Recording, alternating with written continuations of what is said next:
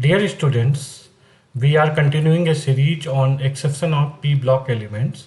Today we study about the bent rule applicable for p-block element. When a compound with trigonal bipyramidal geometry with different types of electronegative elements like fluorine and chlorine both also have a lone pair in the compound, it was really difficult to decide the correct structure of compound about the position of electronegative substituent and the lone pair. So scientist Henry Bent suggested the Bent rule to define the position of lone pair and the electronegative atom in compound in trigonal bipyramidal geometry. So Bent rule is very much useful to compare the bond angle, bond length and bond strength. So now we will start with the Bent rule, right? So I think in next half an hour you will be very perfect in the Bent rule, right? So let's start Bent rule. So Bent rule applicable for the p block element, और p block element यहाँ पर देखें दिखाए गए हैं. यहाँ से boron, carbon, nitrogen, oxygen, fluorine, neon, ये सारे के सारे p ब्लॉक एलिमेंट हैं जो हमारे यूज होंगे बेंट रूल में, और ये बेंट रूल शो करते हैं. सो बेंट रूल एक्चुअली में कैसे आया, क्यों आया, इसकी ज़रूरत क्यों पड़ी. सो PCl3, लेट्स कंसीडर एग्जाम्पल जो हेनरी बेंट ने भी कंसीडर किया था, और उन्होंने एक्सपेरिमेंटली देखा कि उनका स्ट्रक्चर तो डिफरेंट टाइप का आ रहा है, तब उन्होंने बेंट रूल निकाला वहाँ पर. सो अगर PCl3F2 का स्ट्रक्चर देखते हैं तो इसका जो हाइब्रिडाइजेशन है वो sp3d है, जो ट्राइगोनल बाइपिरामिडल स्ट्रक्चर बनाता है. उसमें P सेंट्रल एटम है, बाकी के उसमें कई सारे क्लोरीन, फ्लोरीन, उनका जो पोजीशन है डिफरेंट पोजीशन ये 3 फिगर में दिखाया गया. अब इसमें से कौन सा हमें कंसीडर करना है, कौन सा फिगर राइट है, करेक्ट है, कौन सा पोजीशन फ्लोरीन का सही है, कौन सा पोजीशन क्लोरीन का सही है, वो हमें यहाँ पर डिसाइड करना है. सेम यहाँ पर SCl2F2 का है. देखिए S में लोन पेयर भी है और साथ में फ्लोरीन और क्लोरीन भी है, तो उनके 4 स्ट्रक्चर यहाँ पर दिए गए हैं. अब कौन सा स्ट्रक्चर हमें कंसीडर करना है. So it was very difficult to determine the correct structure in the compound having lone pairs और the different substituent with highly electronegative और low electronegative elements, right. So Bent rule, what scientist Bent suggested in the Bent rule कि lone pair की जो tendency होती है वो basically ऐसी position लेने की कोशिश करता है जहाँ पर एस कैरेक्टर मोर होता है. एस कैरेक्टर ज़्यादा होने से क्या होता है कि S character basically it goes near to the nucleus. So nucleus के आसपास ही रहने की कोशिश करता है S character. So that's why lone pair चूँकि निगेटिव है तो ये न्यूक्लियस के पास जाने की कोशिश करेगा, इसलिए ये मोर जहाँ पर एस कैरेक्टर ज़्यादा होगा उस पोजीशन को लेने की कोशिश करेगा, और जहाँ पर पी कैरेक्टर ज़्यादा होगा वहाँ नहीं जाएगा ये. सो ये इस तरह की पोजीशन कहाँ पर होती है, इस तरह की पोजीशन इक्वेटोरियल पोजीशन पर होती है. इक्वेटोरियल पोजीशन अभी आपको बताते हैं आगे. और इसी तरीके से जब सेकंड पॉइंट पर हम देखेंगे तो मोर इलेक्ट्रोनेगेटिव आइटम जैसे फ्लोरीन है, क्लोरीन है, ब्रोमीन है, तो ये जो है सबसे ज़्यादा जो इलेक्ट्रोनेगेटिव आइटम है वो कहाँ पर प्रेफर करेंगे पोजीशन करने का. सो जहाँ पर एस कैरेक्टर कम होगा वहाँ पर क्या होगा कि पॉजिटिविटी ज़्यादा होगी और वहाँ पर इलेक्ट्रोनेगेटिव एटम जाने की कोशिश करेगा. तो वो एक्चुअल पोजीशन होती है जो इक्वेटोरियल पोजीशन से 90 डिग्री का एंगल बनाती हैं. सो बेसिकली इसमें कंसेप्ट क्या है कि एस ऑर्बिटल जो होती हैं वो क्लोजर टू न्यूक्लियस होती हैं, और एस कैरेक्टर जैसे जैसे एस कैरेक्टर इंक्रीज करता है तो वो न्यूक्लियस के पास होता है, तो वहाँ पर निगेटिव चीज़ें ज़्यादा जाने की कोशिश करती है, तो वहाँ पर इलेक्ट्रोनेगेटिविटी इंक्रीज करती जाती है. इसी तरीके से हम हाइब्रिडाइजेशन में देखें एस कैरेक्टर कैसे इंक्रीज करता है. सो बेसिकली sp3d2 लेंगे तो यहाँ पर आपका एस कैरेक्टर अबाउट 16% के आसपास होगा। sp3d होगा तो यहाँ 20% के आसपास होगा। sp3 होगा तो यहाँ पर 25% के आसपास होगा। sp2 होगा तो 33.33% हो जाएगा और sp होगा तो 50% होगा, राइट। एस कैरेक्टर इंक्रीज कर जाता है और इलेक्ट्रोनेगेटिविटी भी इंक्रीज करना शुरू कर देती है। सो अभी हम लोग जो इक्वेटोरियल और एक्सियल पोजीशन की बात कर रहे थे उनको अंडरस्टैंड करते हैं कि ट्राइगोनल बाइपिरामिडल में कैसे होता है। सो बेसिकली जब ट्राइगोनल बाइपिरामिडल का स्ट्रक्चर हम लेते हैं तो वहाँ पर जो ऊपर का जो प्लेन होता है, प्लेन में जो टर्मिनल पोजीशंस होती हैं वो इक्वेटोरियल पोजीशन बोली जाती हैं। जैसे यहाँ पर 3 इक्वेटोरियल पोजीशन है ट्राइगोनल बाइपिरामिडल स्ट्रक्चर में, और जो परपेंडिकुलर पोजीशंस होती हैं उनको एक्सियल पोजीशंस बोलते हैं। ये बेसिकली जो इक्वेटोरियल पोजीशंस हैं उनसे 90 डिग्री के एंगल पर होती हैं, ठीक है। सो इस तरीके से अगर आप देखेंगे तो इक्वेटोरियल पोजीशन पर लोन पेयर जाने की कोशिश करेगा, ठीक है। इक्वेटोरियल पोजीशन पर लो इलेक्ट्रोनेगेटिव एलिमेंट जाने की कोशिश करेंगे और इक्वेटोरियल पोजीशन पर इलेक्ट्रो पॉजिटिव एलिमेंट जाने की कोशिश करेंगे, और जो एक्चुअल पोजीशन होंगी वहाँ पर हाई इलेक्ट्रोनेगेटिव एलिमेंट पोजीशन लेने की कोशिश करेंगे। अब यहाँ पर जो हाइब्रिडाइजेशन है ट्राइगोनल बाइपिरामिडल स्ट्रक्चर का वो sp3d होता है। sp3d में अब जो इक्वेटोरियल पोजीशन है वहाँ पर 3 पोजीशंस होती हैं, तो 3 पोजीशंस पर हमारे sp3d को अगर हम 3 पार्ट में तोड़ते हैं, 2 पार्ट में तोड़ते हैं इक्वेटोरियल और एक्सियल का, तो इक्वेटोरियल पर आपको sp2 हाइब्रिडाइजेशन मिलेगा और उसके अलावा 2 पोजीशन हमारी एक्सियल के हैं तो pd वहाँ पर होगा। तो अगर sp2 पूरा का पूरा यहाँ पर सारी पोजीशन पर sp2 आ जाता है तो आप ध्यान से देखेंगे तो यहाँ पर जो s कैरेक्टर है वो 33.33% एस कैरेक्टर हर एक बॉन्ड के साथ जाता है, सेंट्रल बॉन्ड के सेंट्रल एटम के साथ जो ये इक्वेटोरियल पोजीशन पर एटम बना रहे हैं, तो हर एक बॉन्ड पे जो एस कैरेक्टर होगा 33.33% होगा। और जो एक्सियल पोजीशन पर होगा वहाँ एस कैरेक्टर 0 होगा, क्योंकि वहाँ पर केवल p और d ऑर्बिटल्स होंगी, ठीक है। तो इसीलिए यहाँ पर इनका हाइब्रिडाइजेशन pd होगा और यहाँ पर एस कैरेक्टर 0% होगा, ठीक है, 0% होगा। अब हम sp3d में उनका शेप अंडरस्टैंड करने की कोशिश करते हैं। ये पहला है कि अगर sp3d में जो 5 पोजीशंस हैं, 3 इक्वेटोरियल की और 2 एक्सियल पोजीशन है, तो एक्सियल अगर हम लोन पेयर लेने की कोशिश करते हैं, लोन पेयर 0 कर देते हैं, बॉन्ड पेयर 5 करते हैं, तो उस केस में ये स्ट्रक्चर कहलाएगा ट्राइगोनल बाइपिरामिडल, जैसे इसमें दिखाया गया है। एक आइटम यहाँ आएगा, एक आइटम यहाँ, एक आइटम यहाँ, एक आइटम यहाँ, एक आइटम यहाँ। तो ये क्या है, ये वाली तो आपकी इक्वेटोरियल पोजीशन हो जाएंगी, ये एक्चुअल पोजीशन हो जाएंगे, ठीक है।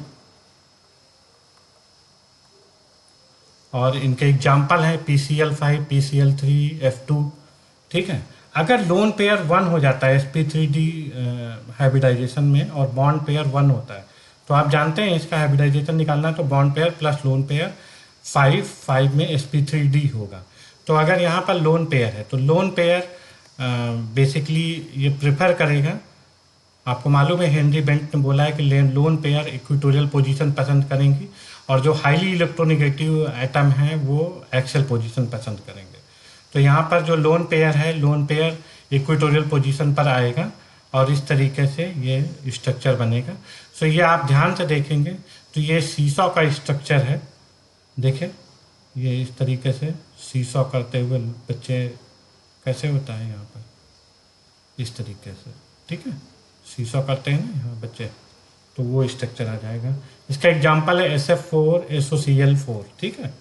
अगर लोन पेयर 2 हो जाते हैं, बॉन्ड पेयर 3 हो जाते हैं, तो उस केस में क्या होगा, लोन पेयर तो इक्वेटोरियल पोजीशन लेने की कोशिश करेंगे, तो उस केस में ये 2 आ जाएंगे और यहाँ पर जो भी हाईली इलेक्ट्रोनेगेटिव आइटम है वो एक्सियल पोजीशन लेने की कोशिश करेंगे।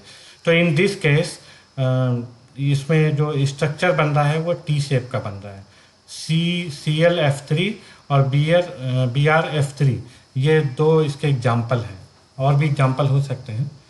अगर लोन पेयर 3 है और बॉन्ड पेयर 2 हैं तो इसका स्ट्रक्चर क्या हो जाएगा, लोन पेयर सारे के सारे आपके इक्वेटोरियल पोजीशन पर आ जाएंगे और आइटम्स आपके एक्सेल पोजीशन पर चले जाएंगे, तो ये लीनियर पोजीशन हो जाएगी। ये एग्जाम्पल है HCF2, ठीक है। अब हम लोग देखते हैं characteristic of bent rule. Bent rule में बेसिकली आपको पहले भी बता चुके हैं, bent rule trigonal bipyramidal structure के लिए है जिसका हाइब्रिडाइजेशन sp3d होता है। अब sp3d में आपको मैंने बताया है कि ये जो पोजीशंस लेता है, 3 पोजीशंस आपकी इक्वेटोरियल होती हैं, वो sp2 लेती हैं, ठीक है। टर्मिनल पोजीशंस उनका हाइब्रिडाइजेशन sp2 होता है तीनों का, और जो एक्सेल होती हैं वो pd होती हैं, ठीक है। तो अगर परसेंटेज s कैरेक्टर यहाँ पर निकालना है और परसेंटेज p कैरेक्टर निकालना है तो उसका सिंपल सा रूल होता है, क्योंकि ये सारे के सारे बॉन्ड जो होंगे 120 डिग्री होंगे, जो भी इक्वेटोरियल पोजीशन पर बनेंगे, ठीक है। और जो एक्सेल पोजीशन है जो इक्वेटोरियल के साथ बनाएगा वो 90 डिग्री का बनाएगा। तो हम परसेंटेज एस कैरेक्टर और पी कैरेक्टर, ये आपको डेरिवेशन का ज़रूरत नहीं है, जस्ट अंडरस्टैंड करने की ज़रूरत है। अगर ये थीटा है तो थीटा जो है कॉस थीटा हम लिखते हैं, cos theta is equal to S upon S minus 1, S character निकालने का है, और p minus 1 upon p percentage p character आप इससे निकाल सकते हैं।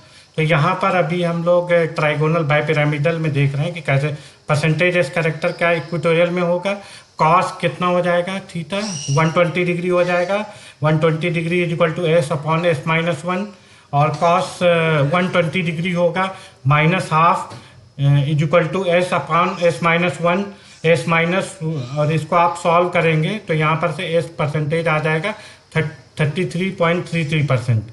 और अगर एस कैरेक्टर आप एक्सेल पोजीशन पर देखेंगे तो यहाँ पर जो एंगल आए एक्सेल पोजीशन पर इक्वेटोरियल से 90 डिग्री का एंगल बना रहा है, तो cos 90 is equal to S upon S minus 1, 0 हो जाएगा, एस इज इक्वल टू 0% आ जाएगा, ठीक है। तो आपको यहाँ से भी निकल करके आ रहा है कि आपका जो एस परसेंटेज है वो आपका एक्सेल में 0 होगा और इक्वेटोरियल में 33.33 होगा, ठीक है। अब हम लोग एप्लीकेशन देखेंगे कि बेंट रूल का एप्लीकेशन क्या है। तो बेसिकली बेंट रूल का एप्लीकेशन है, हम लोग इससे bond angle, bond length and bond strength compare कर सकते हैं, ठीक है। तो इसको कैसे करेंगे, उसके लिए सिंपल सा रूल है, ये आपको ध्यान रखना है। परसेंटेज एस कैरेक्टर निकालना है, that is proportional to the bond angle, that is proportional to the bond strength and inversely proportional to the bond length, right. ये आपको याद रखना है। How to solve the question, अगर कोई क्वेश्चन इस टाइप का आ जाता है बेंट रूल से रिलेटेड तो कैसे सॉल्व करना है। सो सबसे पहले आपको हाइब्रिडाइजेशन निकालना है सेंट्रल आइटम का, और उसके बाद ज्योमेट्रिकल शेप लिखना है, उसका जो भी आइटम है लोन पेयर है उसका अरेंजमेंट वहाँ चारों तरफ करना है सेंट्रल आइटम के। लोन पेयर को आपको इक्वेटोरियल पोजीशन पर रखना है, और जो इलेक्ट्रोनिगेटिव आइटम है वो एक्सियल पोजीशन पर रखना है। और इसमें आपको परसेंटेज एस कैरेक्टर आपको फार्मूला मालूम है, cos theta is equal to S upon S minus 1, और पी कैरेक्टर का भी फार्मूला आपको मालूम है, ठीक है। तो इस तरीके से आप इक्वेटोरियल पोजीशन, एक्सेल पोजीशन पर परसेंटेज एस और परसेंटेज पी निकाल सकते हैं। Then explain the bond length, bond angle and bond strength, ठीक है। ये वेरी इजी हो जाएगा आपके लिए। अभी हम लोग एक एग्जांपल देखते हैं PCl3F2। ये सबसे पहले हम लोगों ने डिस्कस किया था कि इसका हाइब्रिडाइजेशन होता है sp3d, ठीक है। तो इसमें जो ज्योमेट्री होता है वो होता है ज्योमेट्री ट्राइगोनल बाइपिरामिडल स्ट्रक्चर होता है इसका, ठीक है। और इसमें परसेंटेज एस कैरेक्टर हम लोगों ने निकालना ऑलरेडी देखा है कि कैसे निकालना है, क्योंकि इसमें जो इक्वेटोरियल पोजीशन पर है वो थीटा 120 डिग्री होता है, ठीक है, और जो एक्सेल पोजीशन पर है 90 डिग्री होता है, ठीक है। तो इस तरीके से हम लोग अगर निकालें percentage S character equatorial position पर तो कॉस 120 होगा, इस तरीके से एस 1/3 आ जाएगा। तो अगर परसेंटेज में देखें percentage S is equal to 33.33%, ठीक है।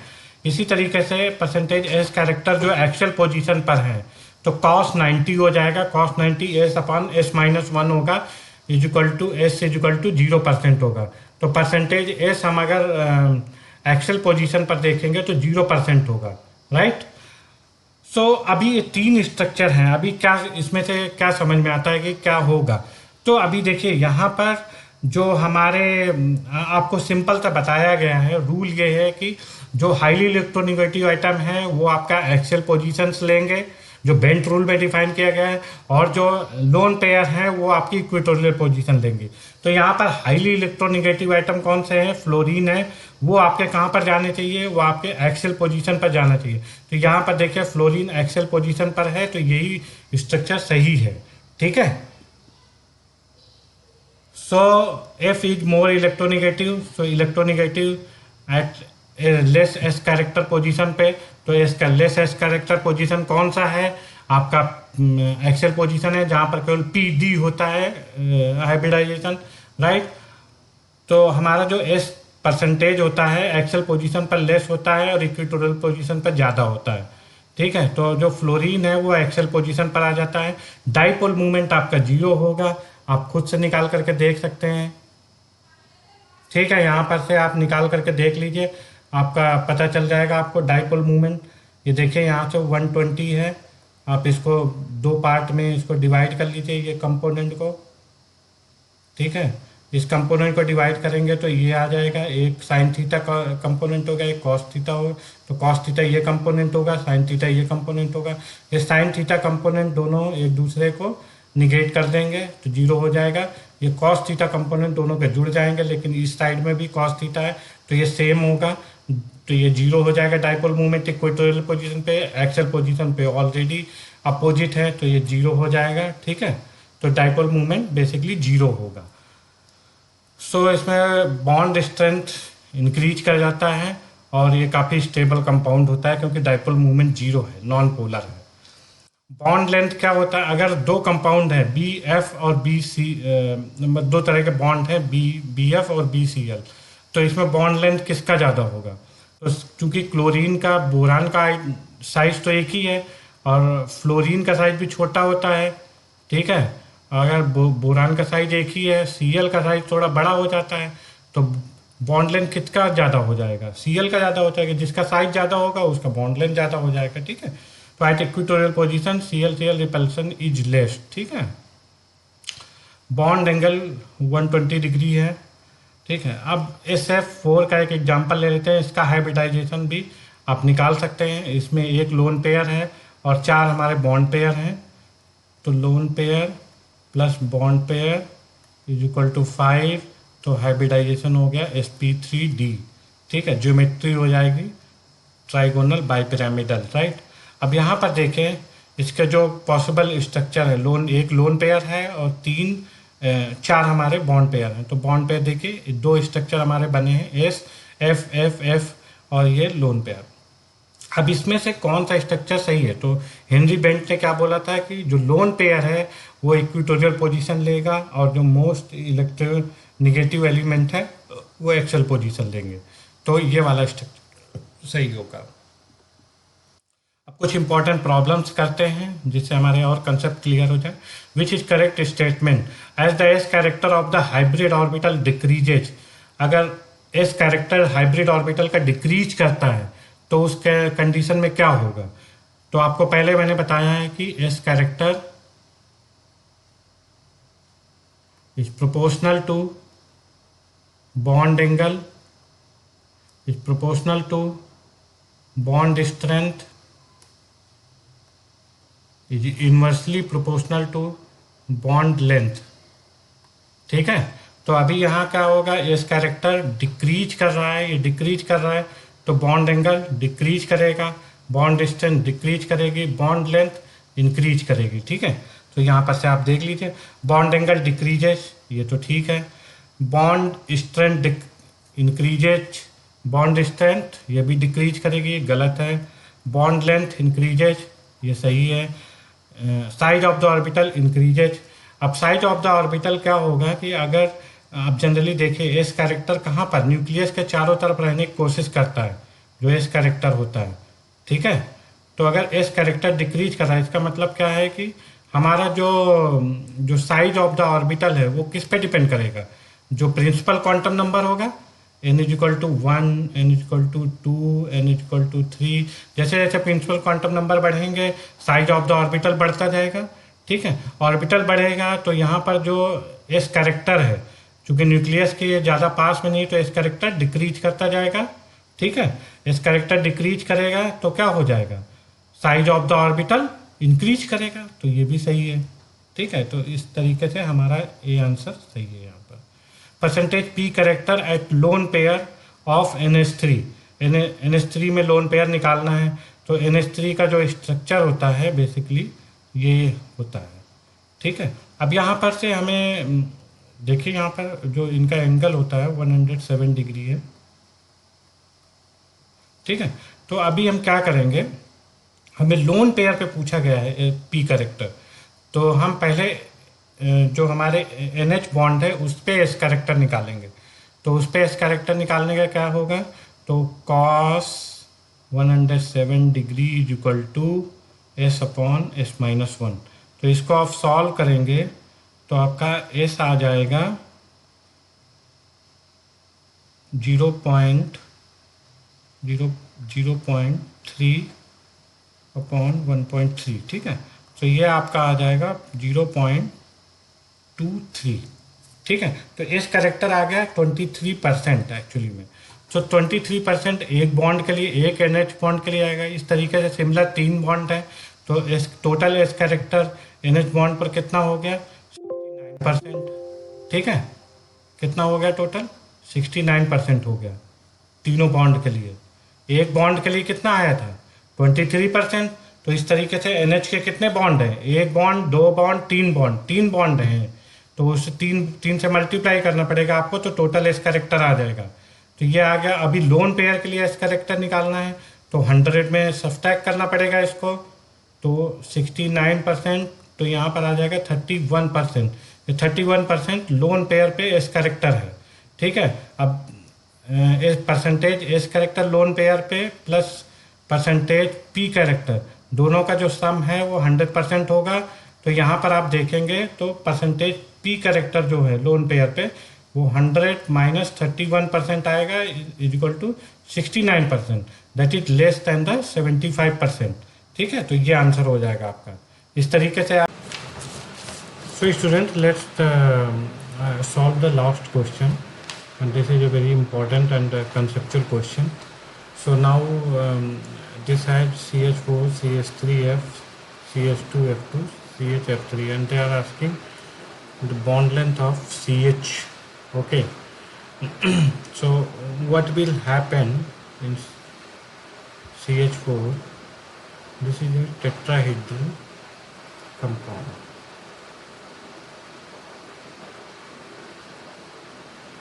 So let's draw the structure first, then understand how it will behave.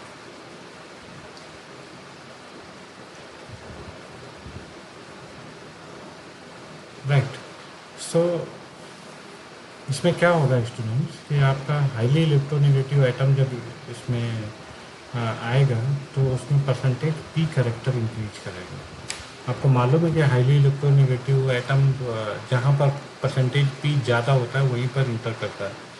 सो यहाँ पर परसेंटेज पी कैरेक्टर इंक्रीज करेगा, यहाँ भी परसेंटेज पी कैरेक्टर इंक्रीज करेगा, यहाँ पर भी परसेंटेज पी कैरेक्टर इंक्रीज करेगा, परसेंटेज पी कैरेक्टर इंक्रीज करेगा, परसेंटेज पी कैरेक्टर इंक्रीज। अगर परसेंटेज पी कैरेक्टर इंक्रीज करेगा तो उस केस में जो परसेंटेज एस कैरेक्टर है कॉम्पनसेट करने के लिए वो सी एच बॉन्ड पे इंक्रीज करेगा, क्योंकि पी इंक्रीज करेगा। यहाँ पर होता क्या है एक्चुअली में, सबका स्ट्रक्चर जो हाइब्रिडाइजेशन sp3 है, तो परसेंटेज एस कितना हो गया 25%, परसेंटेज पी कितना हो गया 75%। ठीक है, अगर एक एक बॉन्ड में हम देखें तो परसेंटेज एस कितना है अराउंड 8.25% है, और इसमें देखें पी परसेंट कितना है तो 18.75% है, राइट, इतना है। तो सारे बॉन्ड्स में आप देखेंगे तो अराउंड 27% ये आपका SP कैरेक्टर होगा उसमें, अगर ये हम लोग CH4 पर आते हैं, ठीक है। अब जैसे ही यहाँ पर P कैरेक्टर इंक्रीज करेगा तो इसका तो 27 तो फिक्स था। अभी अगर P कैरेक्टर मान लो सेकंड वाले डायग्राम में, ये सेकंड है, थर्ड है, ये फोर्थ है, ये लास्ट वाला फोर्थ है, ये फर्स्ट, ठीक है। अगर इस सेकंड वाले में हम कंसीडर करें कि जो P कैरेक्टर है वो इंक्रीज करके 20% हो गया, तो यहाँ पर S कैरेक्टर कितना हो जाएगा, 7% हो जाएगा। मतलब S कैरेक्टर डिक्रीज कर गया है, कितने से डिक्रीज किया, 1.25%।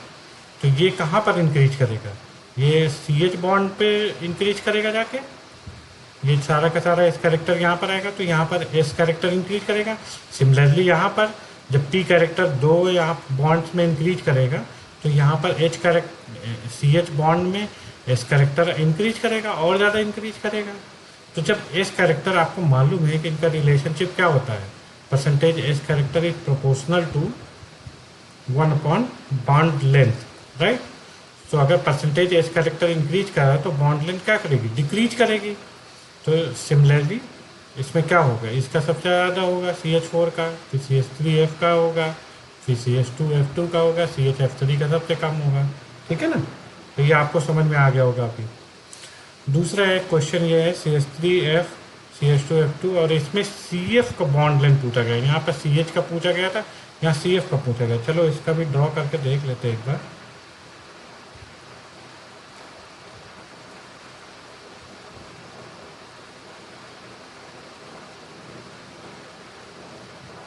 तो ये स्ट्रक्चर हो जाएंगे इनके। अब इसको डिस्कस करना शुरू करते हैं, ठीक है। तो यहाँ पर क्या हो जाएगा कि परसेंटेज P कैरेक्टर यहाँ पर, अब चूंकि CF की बात ही केवल करनी है हमें, तो परसेंटेज P कैरेक्टर इंक्रीज करेगा, यहाँ पर इंक्रीज करेगा तो परसेंटेज S कैरेक्टर डिक्रीज करेगा, ठीक है। यहाँ पर भी परसेंटेज P कैरेक्टर अभी यहाँ पर बताया था ना आपको, अगर परसेंटेज P बढ़ेगा तो रहना तो 27 है, तो यहाँ पर S कैरेक्टर डिक्रीज कर जाएगा, ठीक है। तो यहाँ पर भी अब जहाँ पर दो जगह है P इंक्रीज कर रहा है, तो यहाँ पर परसेंटेज S काफ़ी ज़्यादा डिक्रीज कर जाएगा। यहाँ पर परसेंटेज P जो है काफ़ी जगह पे इंक्रीज कर रहा है, तो यहाँ परसेंटेज S काफ़ी तेज़ी से डाउन हो जाएगा, ठीक है।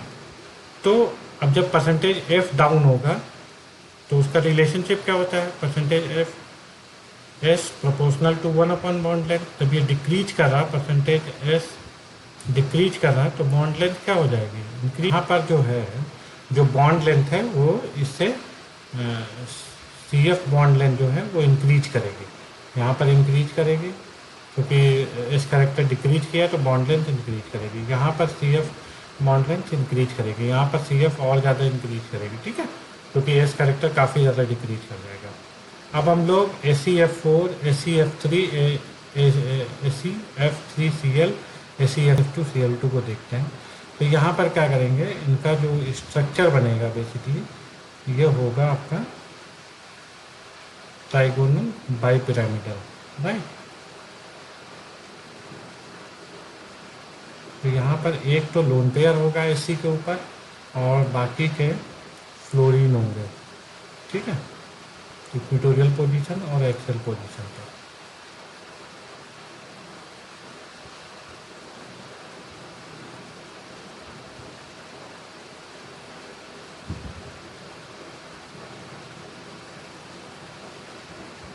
F तो यहाँ पर आ जाएगा, फिर एक F बचेगा यहाँ आएगा, एक Cl यहाँ पर आ जाएगा। सिमिलरली यहाँ पर भी हम लोग ड्रॉ कर लेंगे और यहाँ पर भी आप ध्यान से देखेंगे तो 2 F बचे हुए हैं, क्योंकि हाईली इलेक्ट्रोनेगेटिव बेंड रूल से एक्सेल पोजीशन लेंगे और इक्वेटोरियल पोजीशन पे Cl आएंगे। अब यहाँ पर ध्यान से देखिए, जो फ्लोरीन है हाईली इलेक्ट्रोनेगेटिव आइटम है, तो यहाँ पर परसेंटेज P काफ़ी ज़्यादा होगा, ठीक है। अब यहाँ पर जब एक फ्लोरीन हट गया तो यहाँ पर क्या होगा, क्लोरीन जो है, क्लोरीन के आने से परसेंटेज एस कैरेक्टर क्या होगा, इंक्रीज होगा।